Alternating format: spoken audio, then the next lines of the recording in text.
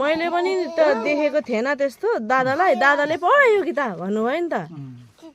त्यतिखेर त्यति बेला भिडभाडमा अब कस्तो उयो थियो र पनि मैले दुईजनालाई एकसँगै चेयर राखेर राखिदिएँ नि ए हो दुईजनासँगै 1.5 घण्टा गफ गरेर मजाले गफ गर्नुभयो दुईजना त्यो माथिल्लो घरमा मालदिदीको घरदेखि चाहिँ माथिल्लो घरमा चाहिँ न रेकर्डिङ गरेको खालको छैन ज्वाइँ हुन्छ ज्वाइँ तर अब धेरै भिडभाडमा अब हामीलाई पनि अब धेरै कुरोको समस्या भयो अब त्यहाँनिर उयो भएको थियो अन्त त्यसले गर्दा जुगा लाग्दछ फेरि त्यति बेला तर तपाईँलाई त मैले भेटिनँ नि त्यतिखेर म थिएँ नि बहिनी दादा मात्रै भेटेँ मैले सँगै आउनुभएको थियो सँगै तर हामी छुट्यौँ नि ए त्यही भएर चाहिँ यो कतातिर लाग्यो म तगडा न तगडा हो